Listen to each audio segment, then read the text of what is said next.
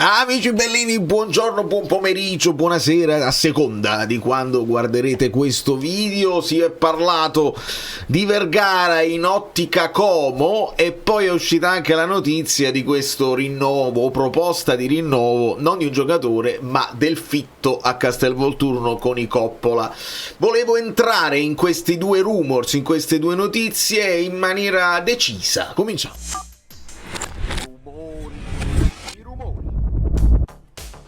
A essere passato a Napoli significa anche che mi sono riportato un po' di maglie indietro. Santa Croce! Mica male, mica male. Mi va ancora, quindi questa è una cosa bella. Evidentemente all'epoca mi andava molto larga. Allora, ci spostiamo. Vi chiedo un like se ce l'avete, un hype. Stanno andando molto bene i video, anche quelli che escono molto tardi la sera, quindi io vi ringrazio. E mi sposto per parlare di queste cose. C'è uno screenshot perché sto cercando in tutti i modi di utilizzare anche la piattaforma TikTok, che non mi funziona perché lo stesso reel fatto su Instagram 50.000, su TikTok 50, vuol dire che la piattaforma è confusa dal fatto che io posto dall'America però in italiano, quindi l'algoritmo. Questo qua sono sempre io che posto grazie a un amico caro. E quindi se utilizzate la piattaforma lì ci saranno mini social, mini short, mini cose che possiamo poi ricollegare ai nostri discorsi classici. Non vi preoccupate perché Calcio Fluido sono sempre io e sempre Azzurro Fluido mi dà la possibilità di sfruttare anche le cose di calcio che succedono nel mondo in generale, e ci sono delle sorprese che vedrete al più presto. Calcio Fluido su TikTok e in generale, anche perché si parla di Mancini alla nazionale e quello è un bel argomento secondo me da Calcio Fluido su YouTube, ma con calma, perché Vergara pare perché vale solo 30 milioni, il Napoli sta per svenderlo come fece con Kvaratskhelia, il Como lo vuole al posto di Nico Paz. Siamo certi che è giusto venderlo e a quel prezzo? Poi domande a cui dovrebbe rispondere Allegri, Di Giuseppe, Manzo, eccetera eccetera.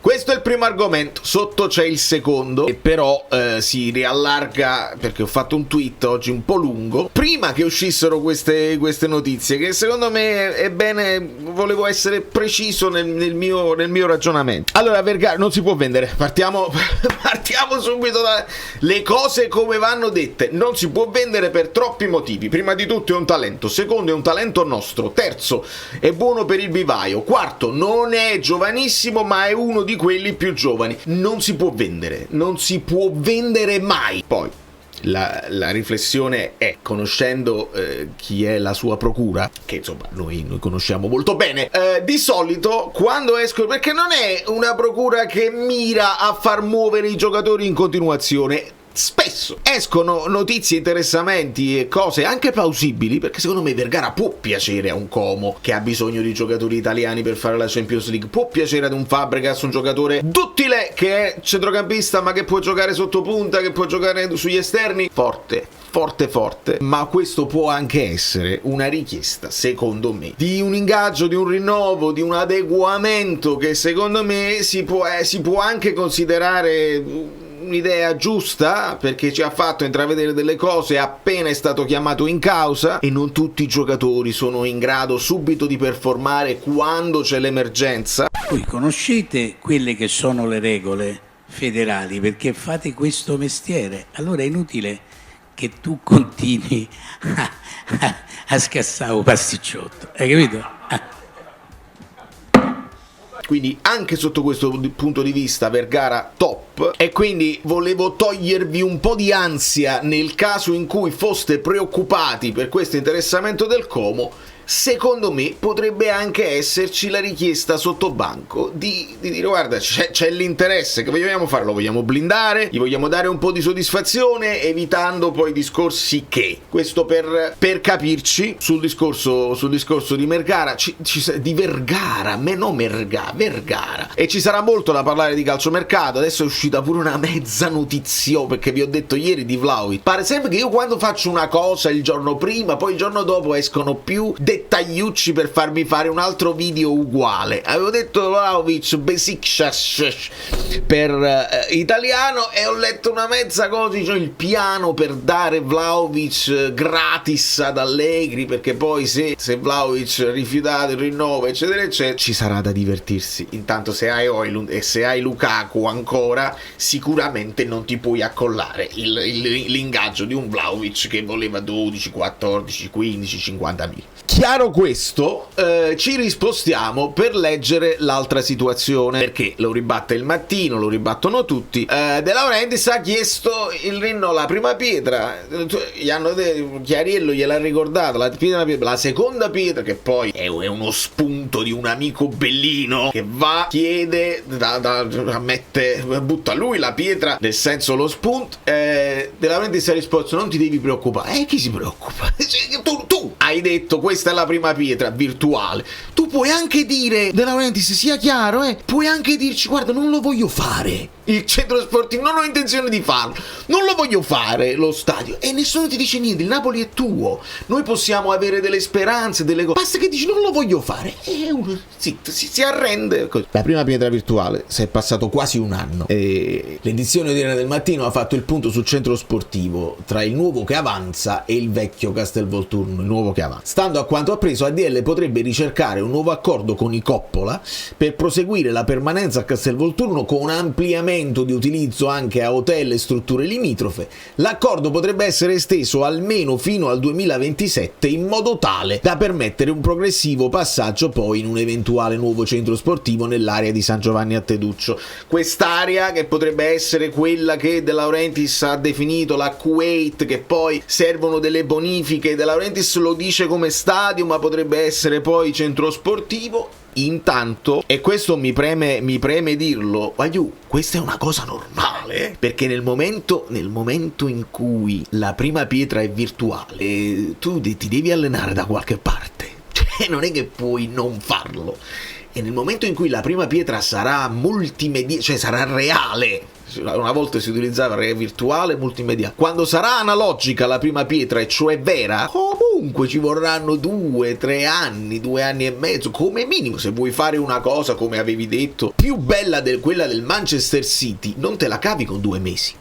Che tu dici, vabbè, io faccio nel frattempo il ritiro a Di Maro e a Castel di Sangro e poi in 2 mesi ci ritroviamo il centro sportivo con la scugnizzeria. No, ci vuole tempo. Di conseguenza questa è una notizia normale. Cioè il fatto che il Napoli insista e rimanga e chieda una proroga e resti in fitto non è una cosa che tu dici, che cosa stai facendo? No, era proprio quello che ci dovevamo aspettare nel momento in cui la prima pietra è una butade, è un post su X che è stato definito geniale e visionario, il che non lo è. Il Napoli è una squadra di calcio che comunque si deve allenare. Quindi questo era importante anche dirlo. In conclusione, rimando voi e me stesso a quello che ho scritto su X, perché sto leggendo un pochino in giro un rifiuto a prescindere, a parte qualche illazione e brutte cose nei confronti di Matt Rizzetta, che lì occhio a quello che si dice, perché ci si deve prendere poi le responsabilità di quello che si dice. Quindi o rigetto a prescindere nei confronti del nuovo possibile, oppure insulti nei confronti di De Laurentiis, vendi e vattene e basta, eccetera eccetera. Fermi tutti. Si potrebbe, e lo dico così senza che poi mi vengano a prendere perché sento le sirene, si può essere grati a chi ci ha riportato nel calcio dei grandi e anche sperare in un salto che vada nella direzione dei grandissimi, con strutture ed investimenti reali per raggiungere il potenziale infinito di Napoli. Continua. Adesso rispondo un attimo alle guardie e continuiamo. Fatemi finire il video e poi vengo con voi, non vi preoccupate.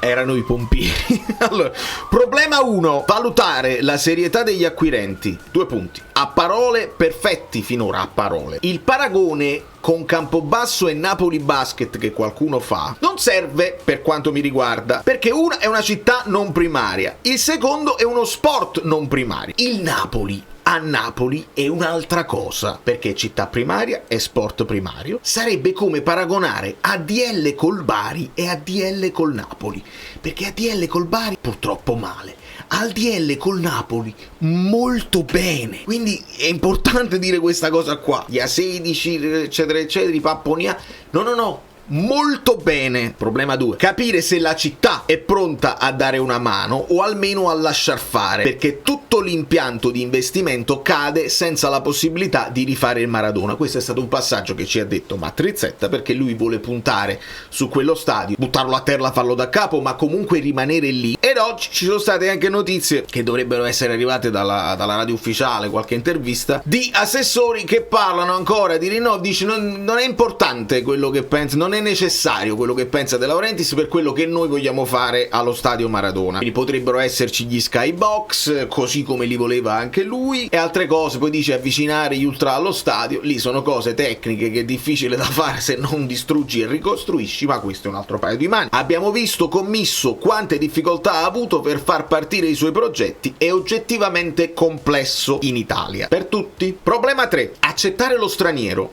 e non solo lo straniero. A Napoli siamo così: Garcia fa male, lo chiamiamo francese. Kvara non segna, diventa il Giorgiano. ADL non compra o non vende, automaticamente lo chiamiamo sembra quasi che sai poco. Allora,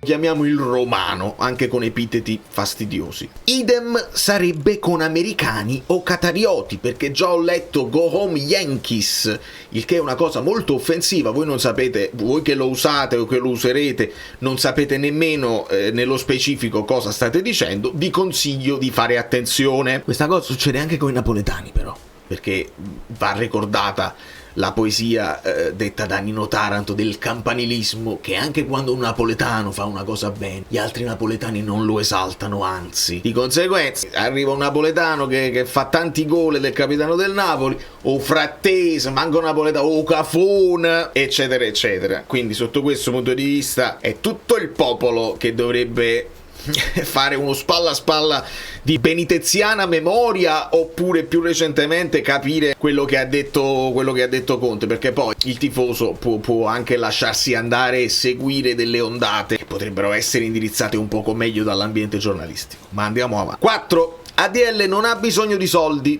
ha bisogno di giocattoli, e lo ha ripetuto più volte. Non mi togliete il giocattolo, perché sennò io che faccio? Mi annoio. Restare solo col Bari, cioè se per vendere il Napoli significherebbe che lui resta solo col Bari. È un Bari fallimentare, non è il massimo per lui, secondo me. C'è da capire gli eredi come la pensano al riguardo. Non credo che la nuova proprietà voglia lasciarlo nel CDA, ma potrebbe essere stanco. E qua l'età, i 77 anni, è sempre arzillo certamente, però la scelta di Allegri, secondo me, è anche frutto di questa stanchezza, perché Allegri è uno che bene o male si difende da solo, piaccia o no, e non credo che possa reggere una scelta coraggiosa come fu quella per esempio di Sarri all'epoca, che lui difese e portò i suoi frutti. Il calcio corre veloce e serve un approccio dinamico su tutto. Esistono fondi fallimentari che falliscono, ma esistono anche fondi di successo, quindi questa paura del fondo che sono chiacchieroni e fanno tutti malissimo non è vero,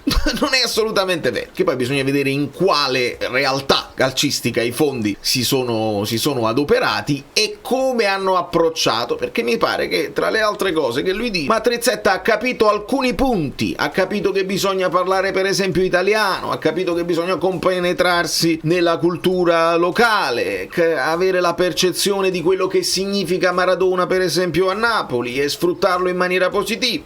Quindi calma. Mi piace che Rizzetta abbia fatto già dei mini test con altre realtà in Italia. Parla un ottimo italiano, quindi non vi preoccupate, quelli che dicono ma io non lo capisco, non vi preoccupate, parla italiano. Bisognerebbe solo avere pazienza all'inizio, non dico 22 anni per una pietra virtuale, ma almeno evitare un rigetto a priori. Sono curioso, cioè vorrei capire se si può fare. 6. Secondo me non ci dobbiamo chiedere meglio ADL o Rizzetta, ci dobbiamo chiedere meglio Luigi, Edo, e non credo Valentina, o Matt, con i soldi di Ariel, perché parliamo sempre non di un Rizzetta che va con la sua Underdog Company, ma un Rizzetta che porta degli investitori molto più pesanti. Questo è il mio umile 2 spicci My Two Cents, dove sono curioso e affascinato dalla possibilità di un potenziale cambiamento, di una crescita almeno sulla carta, come proposte che ritengo difficile se rimaniamo con la gestione familiare, che è stata illuminata, che è stata ben fatta, ma che credo sia arrivato a quel limite. Tutto questo senza dare addosso ad ADL, anzi, questo potrebbe essere un atto d'amore, se si capisce che Matt Rizzetta è veramente serio e non è un chiacchierone come molti dicono, un atto d'amore che il popolo napoletano potrebbe riconoscere